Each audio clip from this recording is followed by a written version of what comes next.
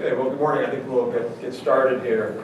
I want to welcome you to this ITIF event on the Indian economy at the Crossroads. I'm Rob Atkinson, president of ITIF, and we're releasing a report, which you haven't seen. There's copies out on the table there.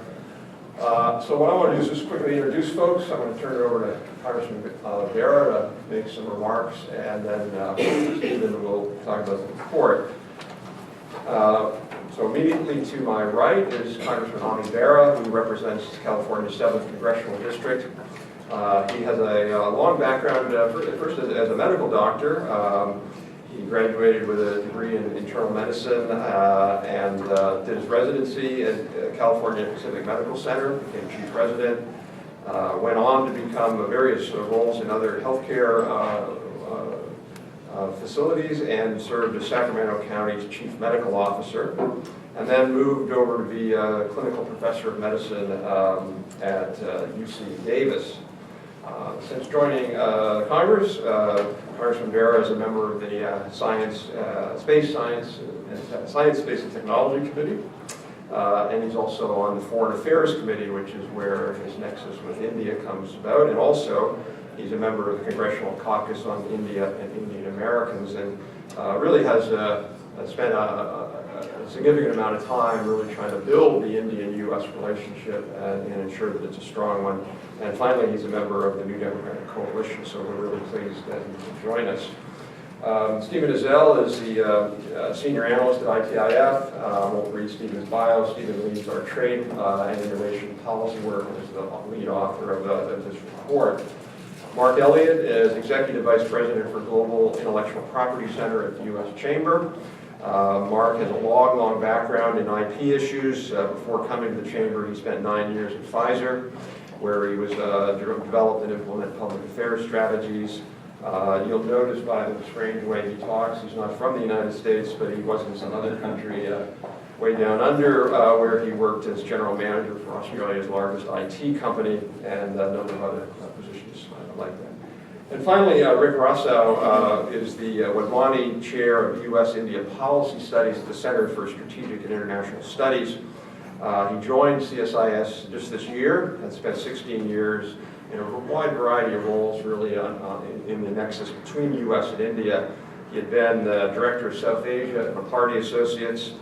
He'd been at New York Life Insurance, head of international government affairs. And from 98 to 2008, he was deputy director of the U.S.-India Business Council. So just a couple of quick comments before I turn it over to the Congressman. A few years ago, I was pleased to be invited by CII over to India, which I'd never been before. They took me around and a number of really interesting visits, and I was asked to give a speech to their CEO retreat, and so we're out there drinking on the beach at Goa.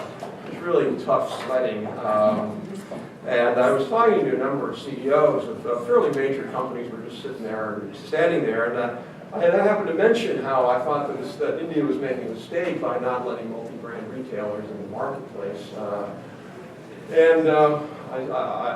pointed out that according to McKinsey, Indian productivity was 6% of U.S. productivity. In other words, for every 100 workers the Indians have to produce retail output, we would have 6. The CEO of a very major company looked at me and he said, "Rob, you don't really understand India. In India, we cannot afford to have productivity growth." I said, "What do you mean?" He goes, "We need the jobs." And I was really taken aback by that. And his view was that we need jobs so much we can't afford productivity. And the reality is, as we've pointed out, and all the scholarly evidence shows, developing countries, that's really not true. Productivity and job growth are not negatively related.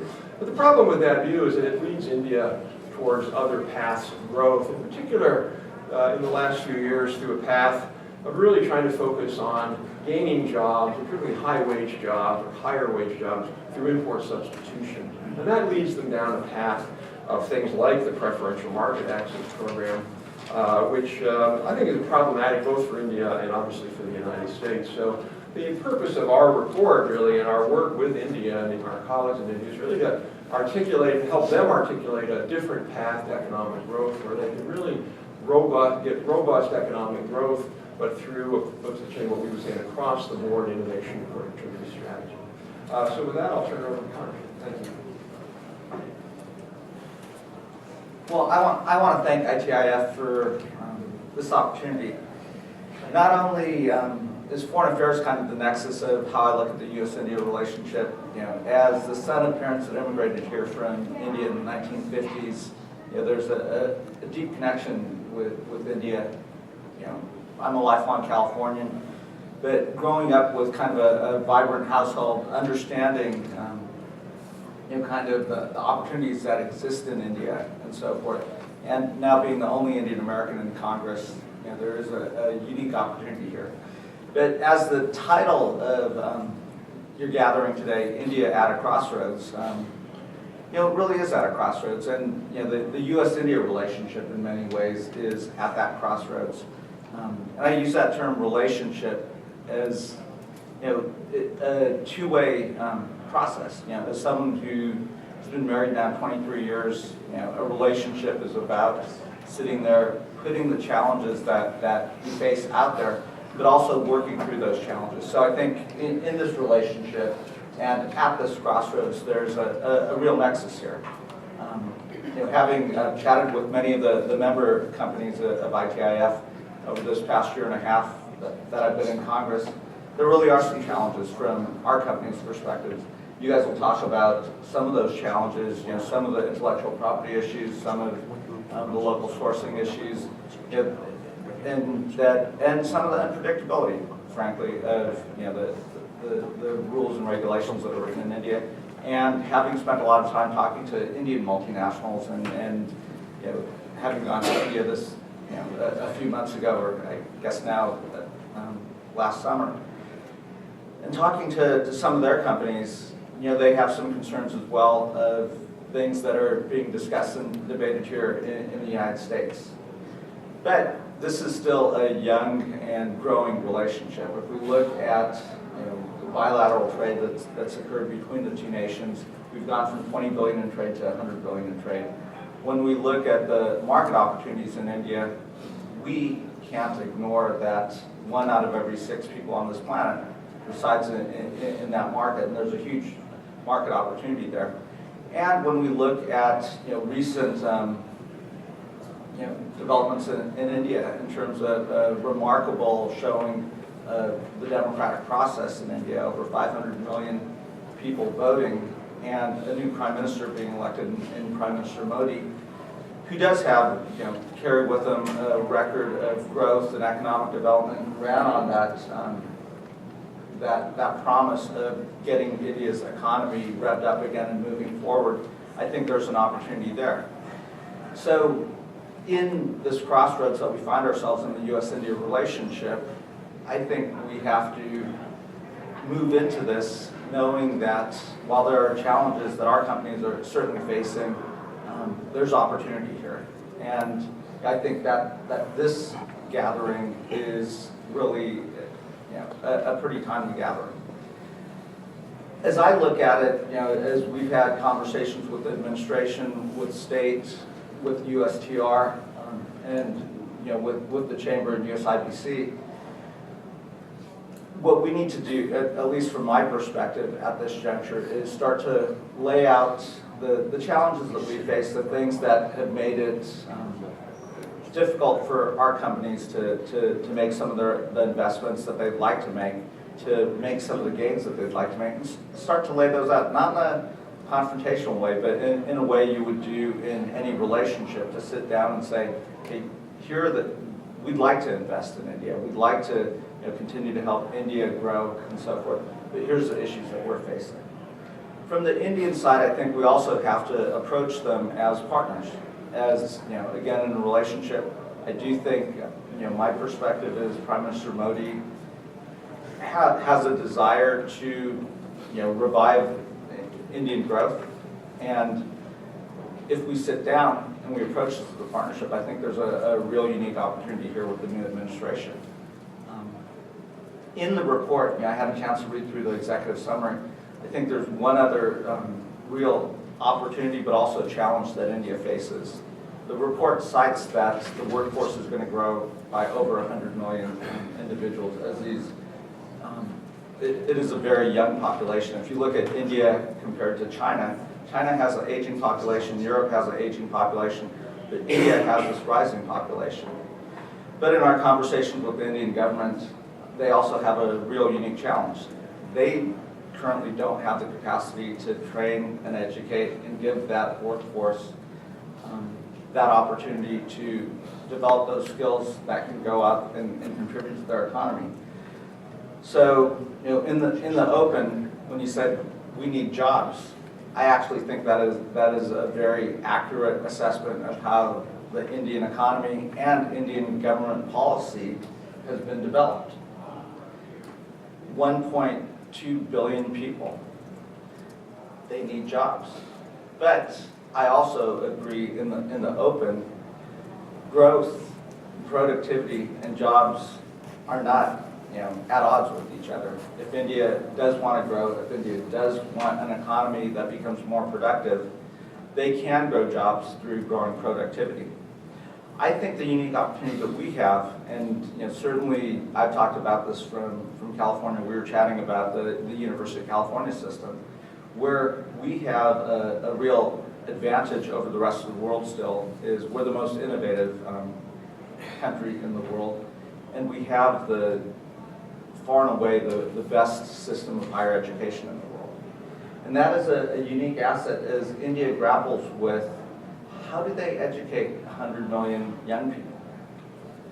I think if we're smart here and we're looking at a workforce that is rising in India, there's a unique opportunity to partner with India to help them train that workforce, to help that workforce develop the skills that are going to benefit not only our companies, but also benefit India's economy. And that becomes a real asset. So there's no community college system in India. There's a real opportunity to partner there, to develop those technical skills and help them grow into those technical skills. There's the demand for higher education in India in terms of four-year institutions far outstrips their capacity to train those. Again, we have the top university system in the world in terms of our universities. So there's a unique opportunity there. I would, as we're moving forward, I think that term opportunity, we're at a crossroads, and the relationship clearly is at a crossroads as well. Again, we've gone from 20 billion in bilateral trade to 100 billion. As the Vice President said last summer, there's a real opportunity to go from 100 billion to 500 billion. But what we need to see out of India is some predictability. If our companies are going to make those major investments, they have to understand, as they're making those major investments, what the rules of engagement are, what the rules of trade are. And talking to our pharmaceutical companies, they can't change midstream. I think that's the challenge, but also the opportunity that India has as they look to bring in direct foreign investment to India, and our companies look to make those investments. Let's understand what the playing field is. I will close with this. From my perspective, as we're looking at our economic growth, as we're looking at our unique opportunities, and India is looking at its unique challenges as it moves forward, let's approach India as a partner. Let's approach this stating what our challenges are, but then also acknowledging and working towards what those unique opportunities are. And there's plenty. You touched on some of the challenges that our multi-brand retailers have. There's also opportunity. Again, you may not be talking about agriculture today, but if we think about India's challenge, 40% of the food that's produced in India goes to waste. Lack of storage, lack of efficient supply chains to bring goods to market.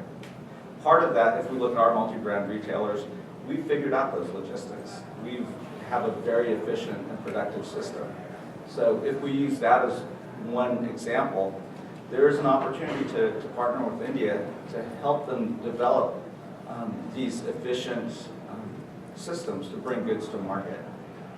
In the technology space, same thing. I mean, there is a lot that we've discovered and learned in terms of innovation and those supply chains and those efficiencies that India could benefit from. On the flip side, India does have the struggle of 1.2 billion individuals. And where India can benefit the United States is they have to figure out how they can get products to a price point that they can get to their own Indian consumers. And as they look at that innovative side, as we're sending our innovation over to India, their innovation is how do they get those commodities to a price point that their public can also obtain. There's an opportunity for us to then take that innovation in terms of supply chains and commodity pricing back here to the United States. So I think we've got to take this full circle. So we're at a crossroads. We've got some challenges in the U.S.-India relationship, but I think the opportunities really outweigh the challenges that we face. And if we lean into these, if we lean into the new administration, I think the future looks bright here. So I'm happy to take a couple questions if that works. Maybe have time for just a couple of questions from the Congressman. Yes, sir. Hi, yes. As it's been mentioned, both within this report and I think in other public fora, the trade relationship between the U.S. and India is strained. What signals have you received, from the Modi administration that they're willing to make the changes that U.S. businesses want to see? If we look at everything that Prime Minister Modi ran on, he ran on an agenda of growth and economic prosperity. If you look at his track record in the state of Gujarat, it is a pretty impressive track record for India in terms of economic growth and prosperity. Now, can you translate what you've been able to do in one state to an entire nation? India is a complex country, so with a lot of challenges. I think he's going to make that attempt to, and I do, from what I've seen, what I've read, I think if left to the Prime Minister, he's going to focus on the economy and growth. I think if I were to sample U.S. companies that are doing business in India and doing business in Gujarat, I think that they would say, that while there are challenges in Gujarat, it is an easier place to do business and it's much more predictable. So I think there's that opportunity. And again, from our company's perspectives, it's really having predictability. I mean, it may be slow to do business in India. It may take time to do business. But if you know what that playing field looks like, that's one thing. On the flip side, if you're making major investments and you're halfway into a 10-year investment cycle and the rules totally change, that is another big challenge. So I think if the Modi administration provides this predictability, I think he understands that. I think the administration understands that. I'm actually we're going to just do one quick more question to Carter, Mr. I'm sorry. Go ahead. Hi, Jim Berg from Washington Trade Daily Publication. You're on the Foreign Affairs Committee. Does the United States have an India policy, or should it have an India policy, especially on economic relations? We see that there's restrictions on high-tech exports. The U.S. is continuing to blast India in the WTO on its food security program, IPR, and GSP doesn't exist. What kind of policy do we have? I think, if you look at USTR's announcement maybe a month ago, I think that Ambassador Froman was pretty clear in laying out some of the challenges that our companies face and some of the issues in his report. That said, again, I think we do have a trade policy in thinking through the opportunities there. So we've laid out what the challenges are. I think very clearly our companies would like to do trade with India. I think they'd like to expand into those markets. And they've made significant investments. Again, I think the challenge from the India perspective and is that predictability. Is, you know, if we know what the rules of engagement are, if we know what the rules of investment are, and we know those rules aren't going to change, then our companies can make those the decisions about investing in India and so forth. And I think that's the unique opportunity that the Modi administration has, is by creating some predictability, I think. And I would close with this again. If we look at his track record in Gujarat on economic growth and economic development, it's pretty impressive. So if, you know, his challenge will be, can he take what he's been able to accomplish in a single state and implement that nationwide? So again, I think the opportunity is there. Thank you.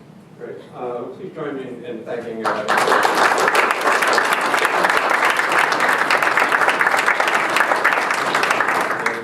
Thank you for your leadership on this. I know you'll be deeply engaged as we go forward. Hopefully the Crossroads will go in the right direction. Thank you. So I want to turn it over now to Stephen Ezell to just give a brief summary of the findings.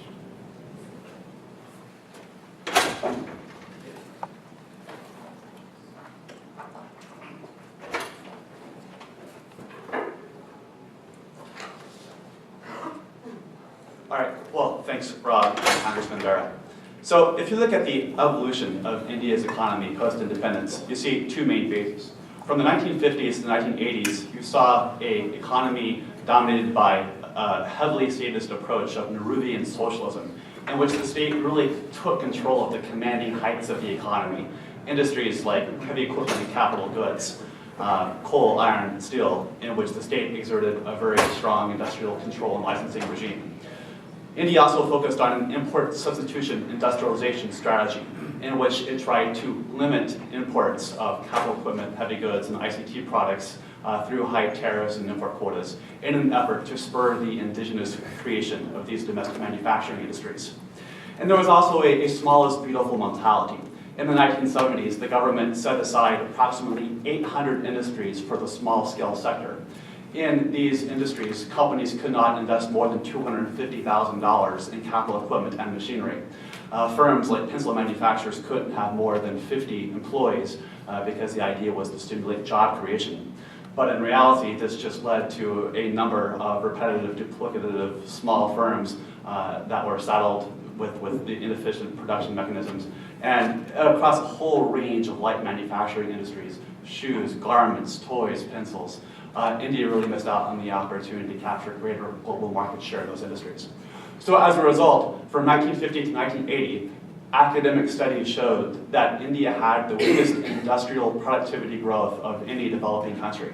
So as a consequence, in the early 1990s, then Economic Minister Narendra Modi introduced a comprehensive package of trade and economic liberalization reforms, including delicensing, decreasing tariffs, import quotas, allowing for more FDI and forward equity participation. As a result of these reforms, Indian tariffs dropped by 40% over a period of 3 years, and the effective protection for manufacturers decreased by 2/3.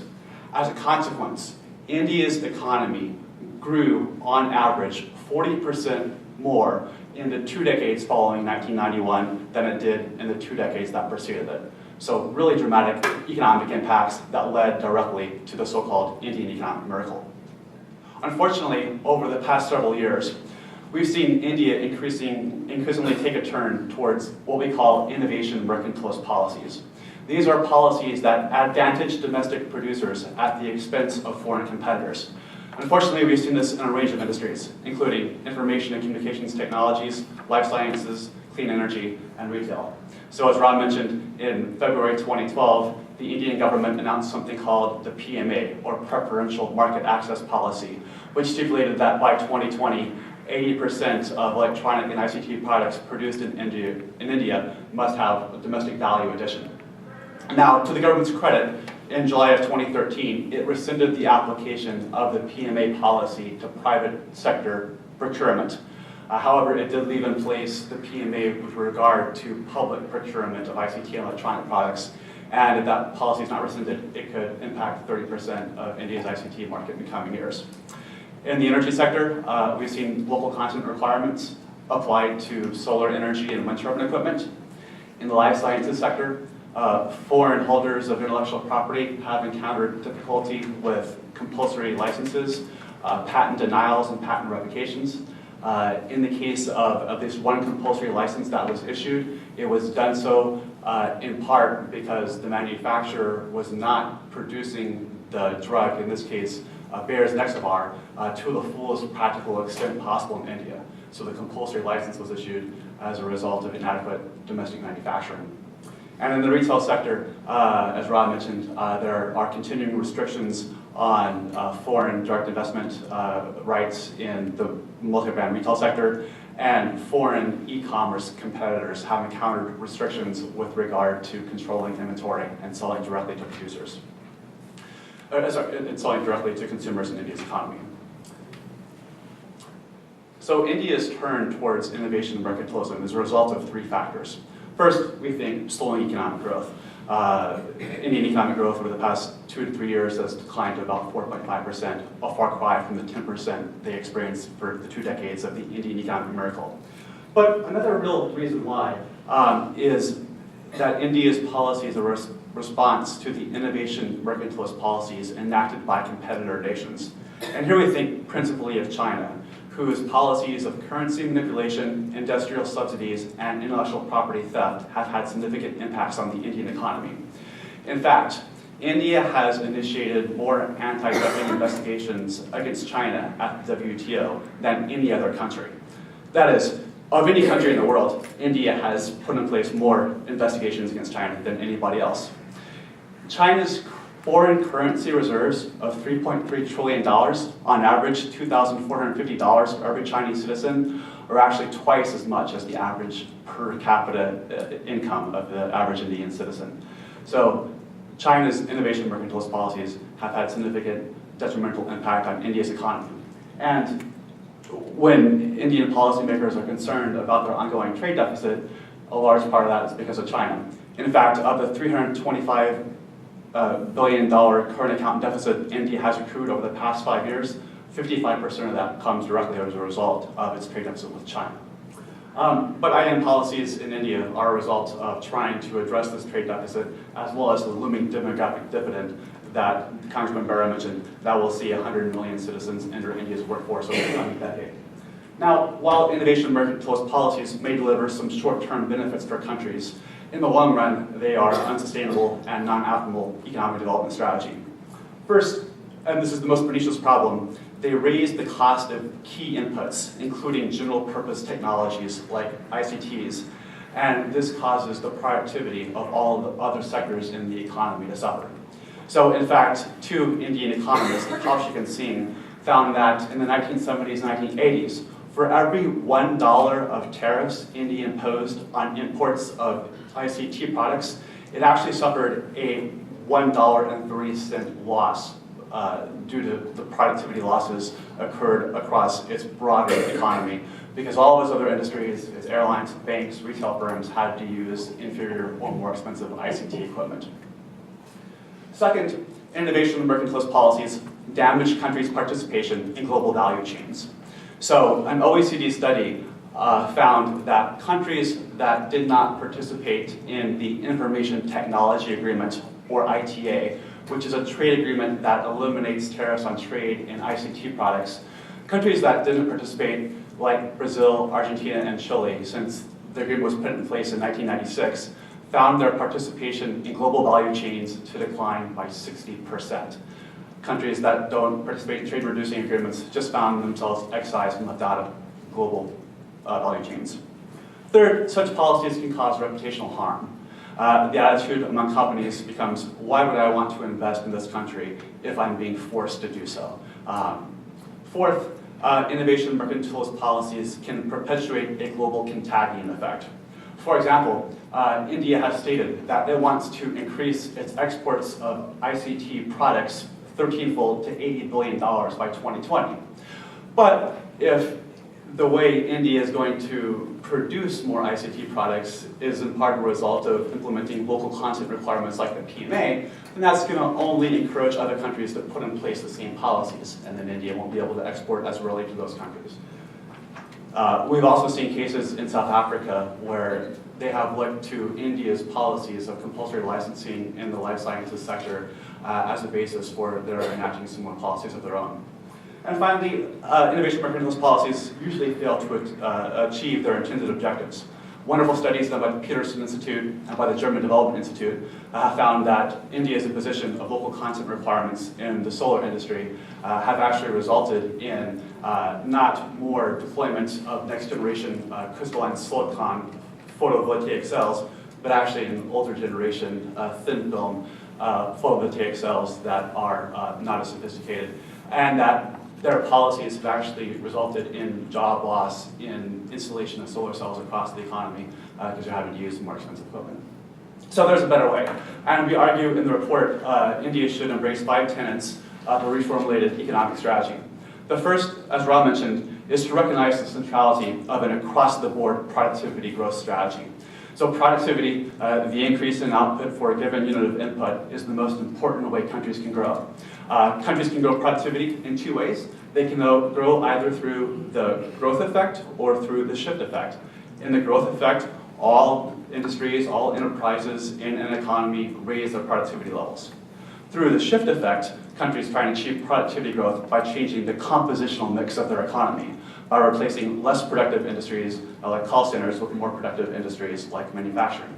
So both strategies are important for countries, but for large countries like India, overwhelmingly, the growth effect is far more important. And put succinctly, it's the growth of the productivity in the country's sectors that matters more than their mix of sectors.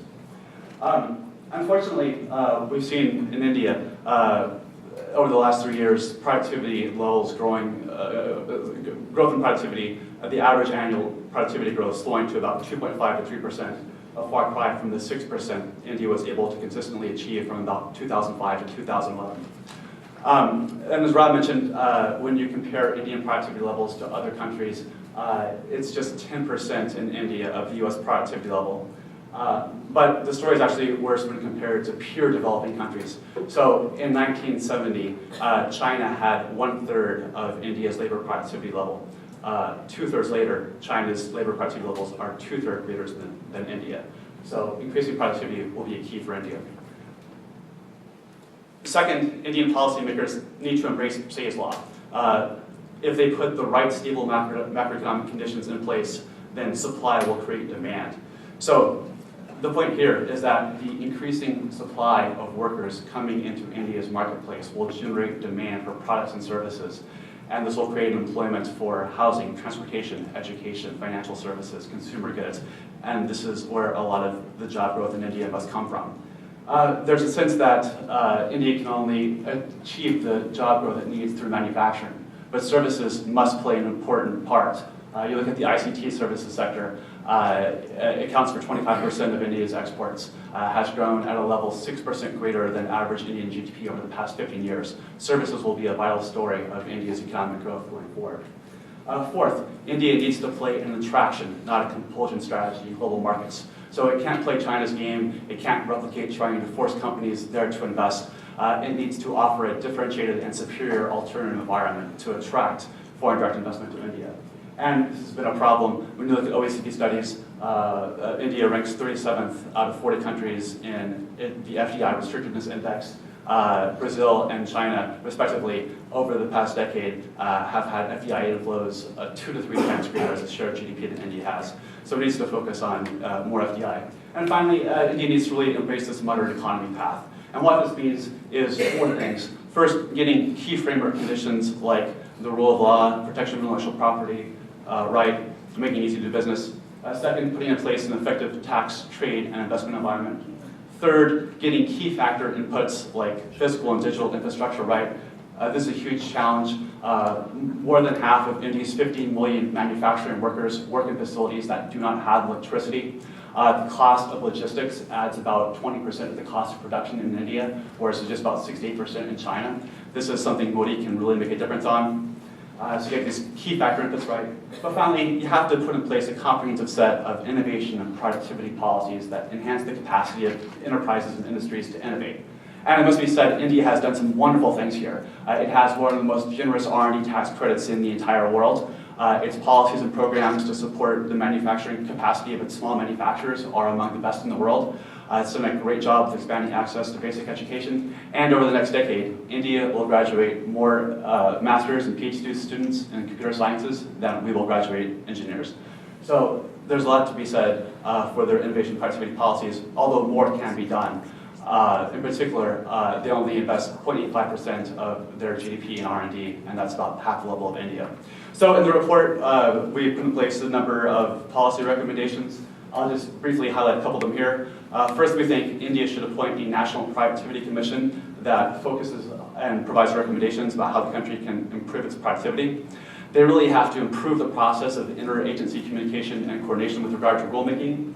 India should repeal the PMA and join IT expansion negotiations. India must increase ease of doing business. It's 132nd out of 180 countries in the Ease of Doing Business Index. And it needs to reform labor market regulations.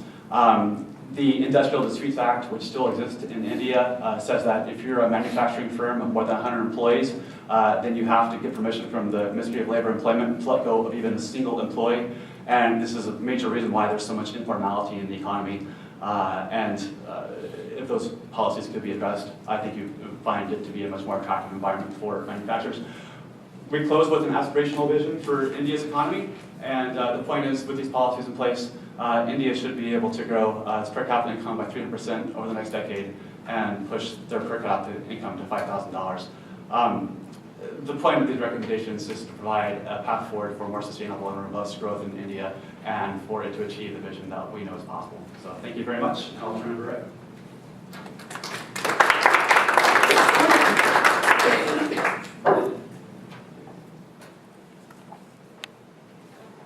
Great, thanks.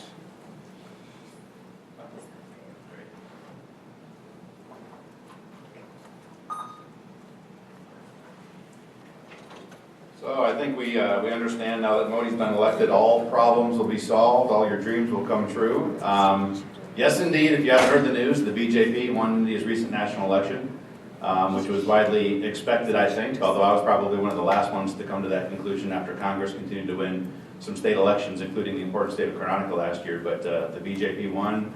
Modi campaigned on the economy. For what we know about what voters chose, they chose the economy. So it's a pretty good mixture for actually seeing improvement in the business environment. This is the first time in 30 years that we've got single-party majority in the lower house of parliament. This is the first time in India's history that any party other than Congress has won a single-party majority in India's lower house of parliament. So this is as historic as I think we all seem to think it is.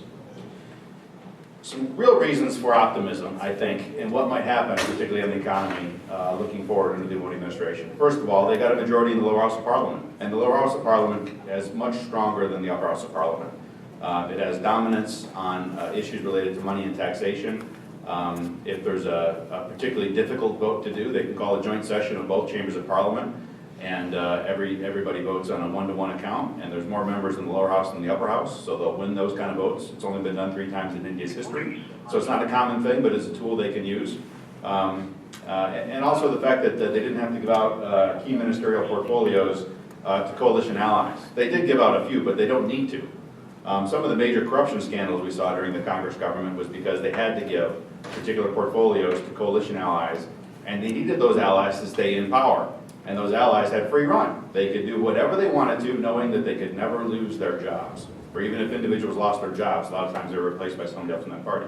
So some great reasons why having a majority in the lower house of parliament is really important for what they can do in the economy. Also, cabinet itself, has power on a lot of the issues that we care about. Foreign investment caps, large portions of how tax policy is implemented. So, for a lot of the things that we care about, you don't even need parliamentary approval. No more dual power centers.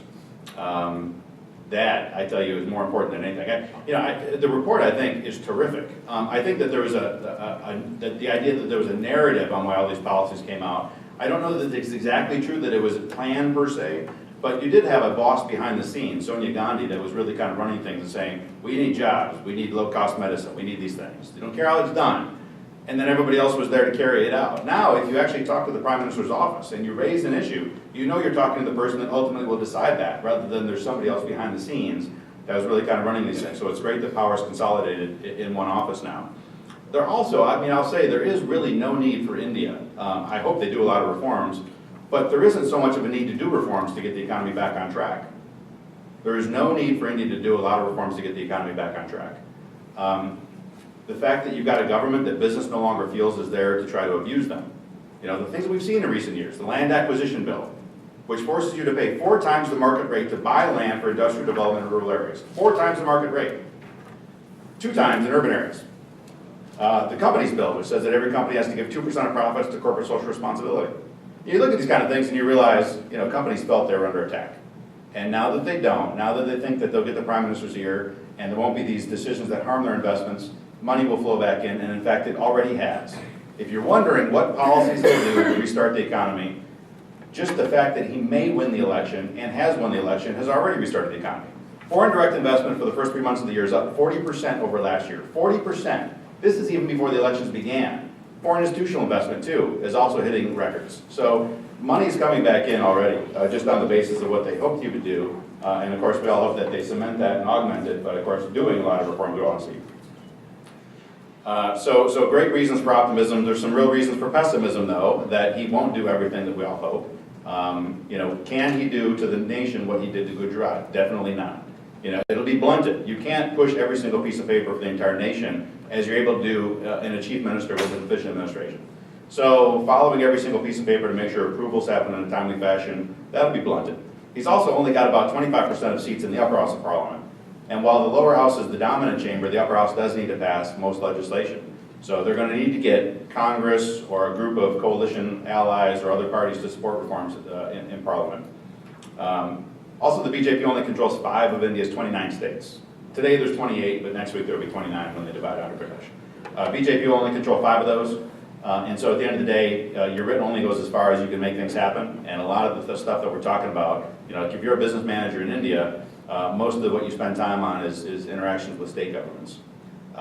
There's also financial constraints. One reason that he was able to really bring a lot of investment into Gujarat, they offer great tax incentives, but the federal government is under severe fiscal constraints. He's not going to be able to do that, most likely, to the same extent that he was in Gujarat. And also the internal party obstacles. You know, the BJP is not a party of economic reform, liberalization, and openness. That's a part of the party, and it's a key part, and it's a part that Modi is a part of. But that's not the entire party. You know, when they came to power in 1998, they came to power on the basis of a thing called Swadeshi, self-reliance. And local content rules for them was part of what they ran on at that point. That hasn't been Modi's, you know, the main thing he's been carrying, but that's a group within the party. And you look at the average age of the party, most of them were around in 98, so it's not like you got a whole bunch of brand new folks that are 35 years old taking over key portfolios. Modi's cabinet, a lot of good signs there. Consolidation of ministries, so that like for power, you've only got a couple of ministries rather than 5 different ministries carrying different energy portfolios. And I think that Swaraj as the foreign minister will be an interesting choice. She wasn't considered part of Modi's internal team, but she's been a stalwart party leader for a long time. The Commerce and Industry Ministry, which has been a primary interlocutor for us on a lot of economic issues, has been downgraded to a Minister of State, so it'll be interesting to see how that also, some of the dialogues that we have, kind of go to somebody that would be a Deputy Secretary equivalent. So will we be able to reformat some of our bilateral dialogues to accommodate that? I sure hope we will. I'll just touch briefly on, you know, the question was already raised on Modi's agenda. He's going to want to build infrastructure. He's going to want to attract manufacturing investment. Less government involved in business, and that is 2 different facets. One is public sector companies actually dominate a lot of sectors. Insurance, about 80% of policies last year in life insurance were by the government insurer, despite the fact you got 22 private insurers also competing in that market. Banks also similar domination by the government. They did a lot of privatizations last time the BJP was in power, and I think we'll see that again, but also the fact that so much regulation the industry faces across the board, you know, government can make or break your year depending on what they do, as we've already seen through the presentation so far. The last thing I'll mention real briefly is ending tax terrorism. I think it's something that we all wanted to see. You know, we got problems with patents, we got problems with local content, but the bigger problem American companies face by a long shot has been misapplication of tax policies. It impacts a much larger group, and the direct financial impact of that has been much larger. So ending tax terrorism is, I think, good to hear, but we'll just have to wait and see what that happens in practice. So I'll wrap it up there and happy to take further questions and dig deeper during Q&A. Thank you, Mike.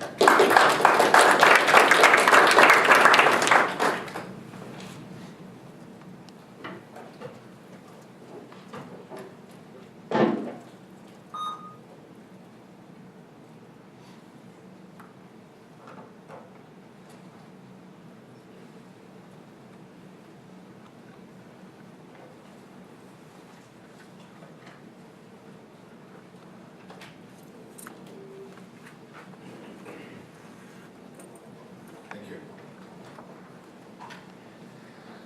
Thank you so much.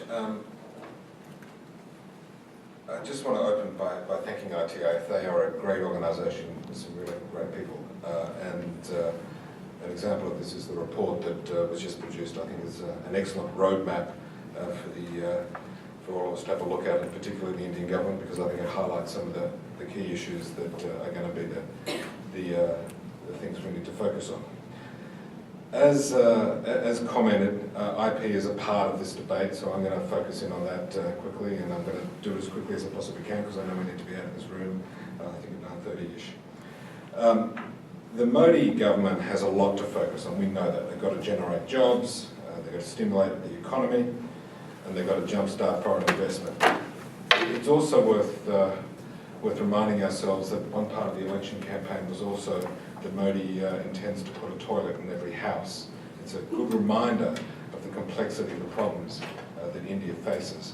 And they've got to deal with some very complex economic issues, but there's some very basic requirements that are also part of election commitments.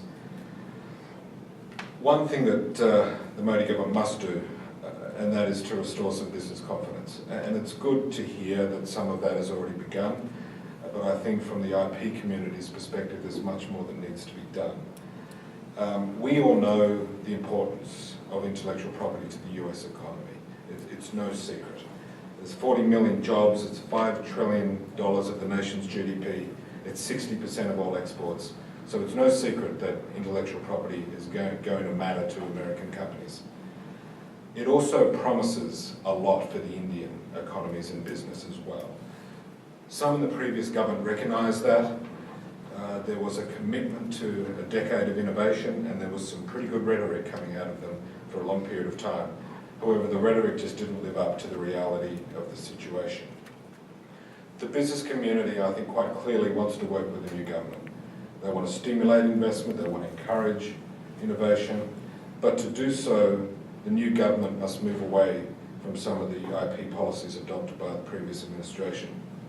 To that end, earlier this year, the US Chamber of Commerce released the 2014 edition of the International IP Index, which maps the IP environments of 25 countries around the world using 30 indicators.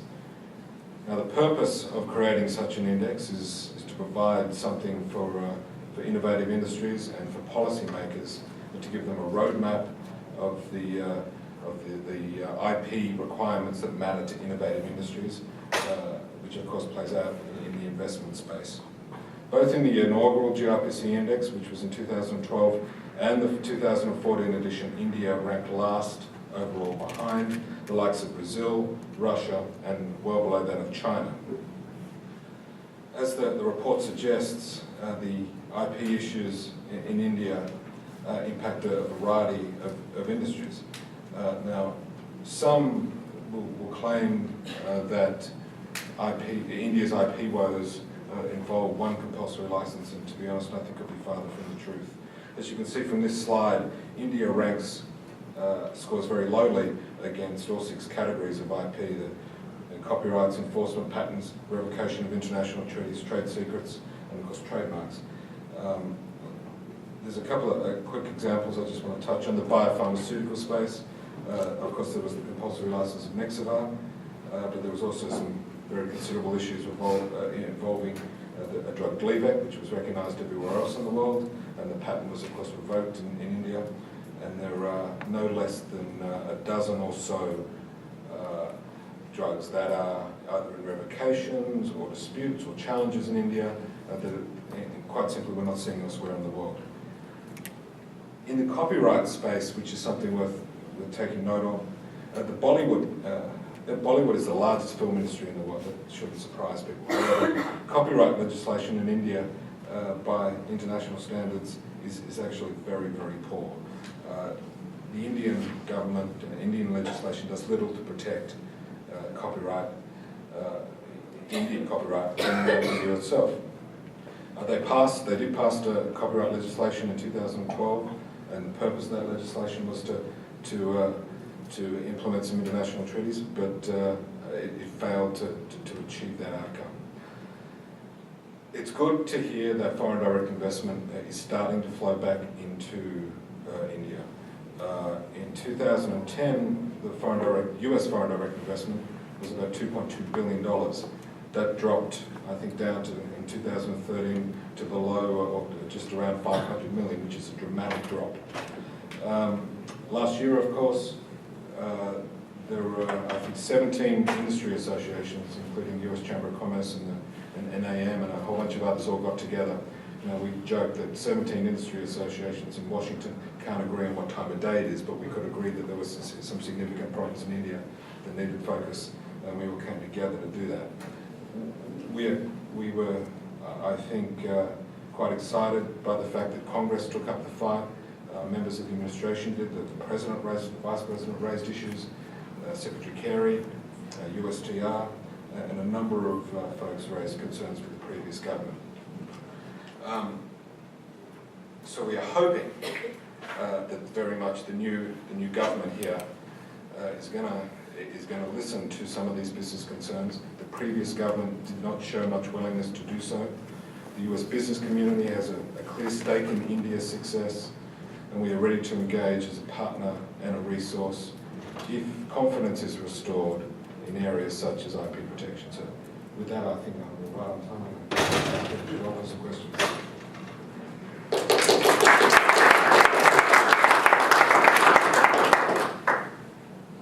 Quick thing on that, Mark, we wrote a recent blog. There was a study from some Indian economists, and I'm going to get it completely wrong, but essentially showing how much copyright theft hurt the Indian industry of Bollywood. There's significant economic and job loss because of that. So it's not just protecting American companies. So we don't seem to be actually being forced to lead this one. So I paid for this microphone. And I'm going to stay until they take my cold dead hands off of it. In all seriousness, well, I'm going to stay a few more minutes longer because so why don't we 10 maybe 10 minutes. So questions or comments? You just want to identify yourself and yes, sir. Sure.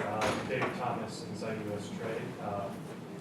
I guess I'll just repeat kind of like my thoughts on the panel. Obviously, the U.S.-India relationship along the lines of trade and investment is constrained. What signals have you guys received from the Modi administration that they're willing to change policies that in the favor of U.S. businesses, and when do you expect kind of those changes to be implemented? Rick, you want to start with that? Yeah. There really haven't been signals yet, per se. We know who the external, the ministers are going to be, but the question is, will Modi build an inside cabinet, inside his office, that will actually take most of the economic decisions, and will the cabinet essentially be carrying those things out? So I would say for sure the thing to look forward to is in July. We suspect that that's typically when the budget is released, and the finance minister gives the budget speech, and as in times past, that's typically when the government will more specifically outline its economic policy priorities. But there's a chance Modi will want to jump that, since he was elected on the economy and that's his specialty. He may not wait for the finance minister during the budget speech. So there's a chance in the next month to see Modi give a major address on economic priorities, but otherwise the budget speech in July will probably be the first major opportunity. I would agree with Rick. I don't think we've seen much of a signal yet, and I think the business community is waiting with bated breath to see what comes out. And I'll just say the signals that Modi has already given off with regard to his time in Gujarat shows a very strong willingness to embrace foreign direct investment from U.S. companies, especially in the energy and infrastructure industries. So past signals, I think, are a strong indicator for the future. here. And, yes, sir. Thank you. Roger Narang, Georgetown University. Stephen touched briefly on how India's protectionism has affected its development in science and technology. I'm wondering if there are any fields in which that isn't the case, and India is a technological leader in a way that we can partner with them.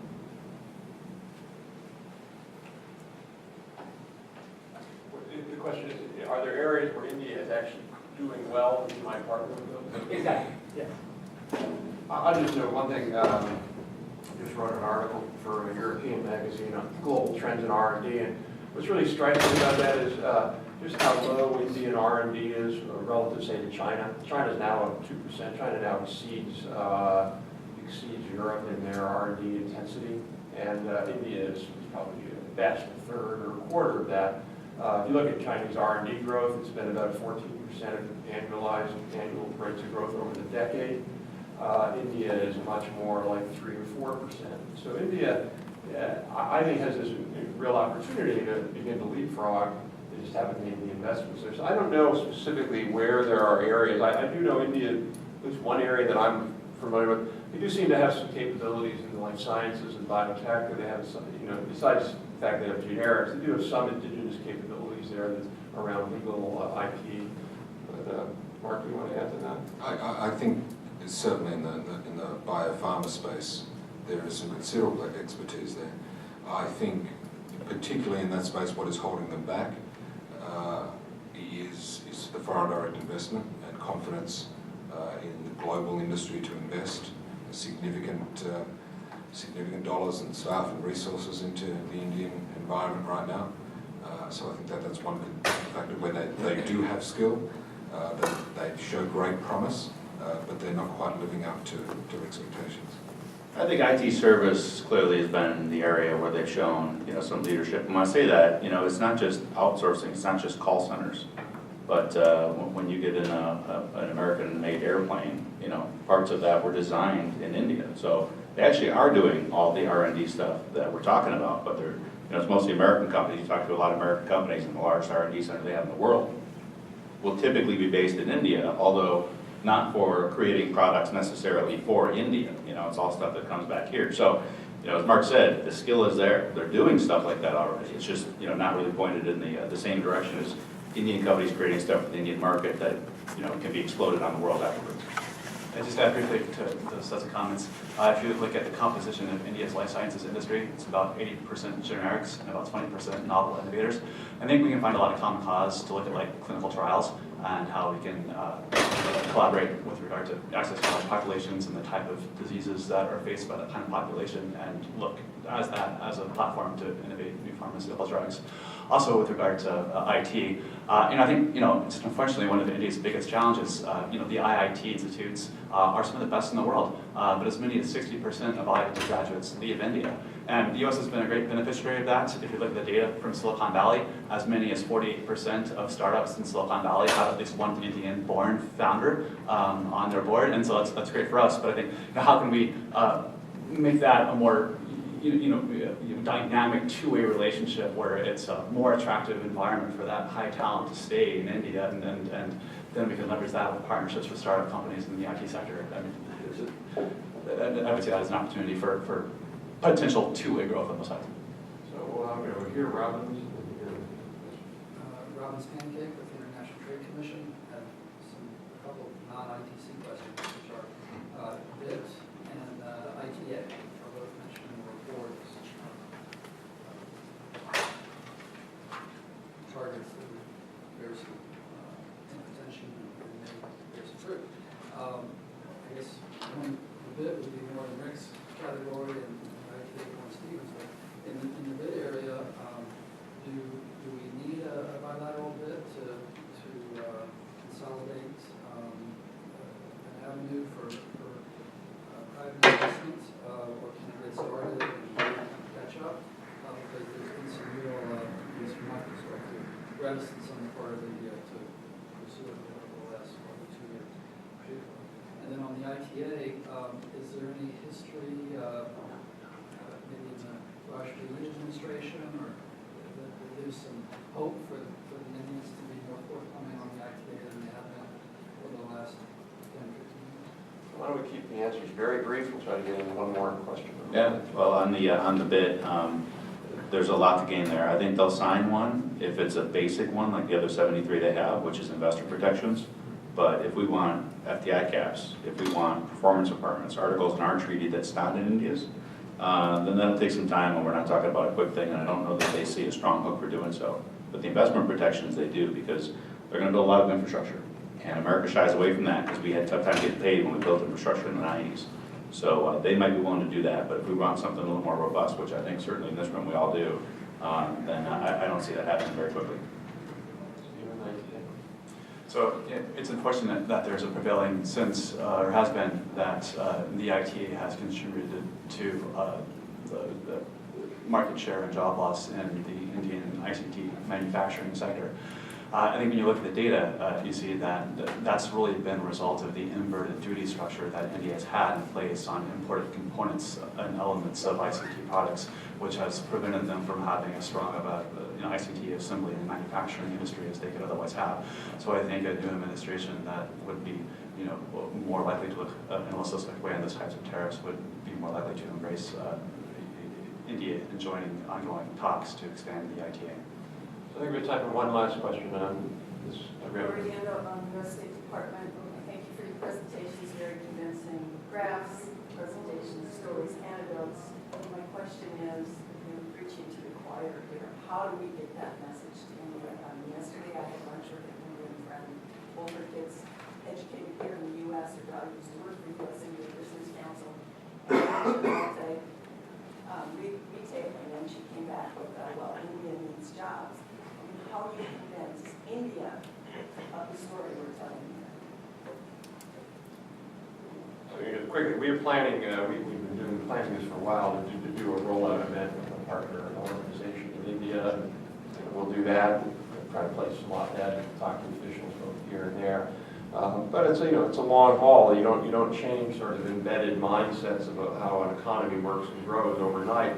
But I think one thing I think would be, fundamentally these policies, to Rick's point, they come partly from sort of bureaucratic corruption and ineptitude and other things like that, but they also come from a mindset and a way of thinking. And I think if everybody who engages with India encourages India to adopt a more sort of productivity mindset, I think it can make a difference. But these two gentlemen know more than I do on that. Okay. Look, I agree completely. I mean, the US Chamber of Commerce and the US IBC make a lot of noise on a whole range of different subjects here, and we do a lot of stuff with the Indian government and the Indian media and all sorts of stuff. So we're doing our bit to encourage the Indian government and others to engage. Look, I think one of the big factors here is that the US business community has been in the right place for a while here, in that we're ready to talk, we're ready to work with the Indian government and Indian business there. It was quite clear that the previous government just didn't want to do that. There are a number of examples where that was very, very clear to us. The indications coming out, I think already, is that this government is going to be different, and this leadership is, of course, coming from the top. So we're hoping that is, for all intents and purposes, the circuit breaker that allows some of these discussions to move forward. Yeah, let me just follow up on that real quick. I mean, all right, let's organize the U.S.-India CEO Forum meeting, right? I say that and a lot of people's eyes roll, because that's existed since 2005. But how many recommendations have you seen carried out? If Modi sits down with 10 American CEOs and they say, we need this thing to happen because that will result in us investing in your country, you'll see a different mindset in that kind of approach. So the same tools that may not have worked well in the past, it is a different gang, and I think they could be more effective because you're going to have the right set of ears on the other side. Sonia Gandhi was never in the CEO Forum meeting. I'll leave it at that. I make one last comment that was closed, and that's, I think another player in this whole game, who frankly has not done anywhere near enough on this, and that's the World Bank. The World Bank really does not send a message to India that across the board productivity is the correct strategy for India.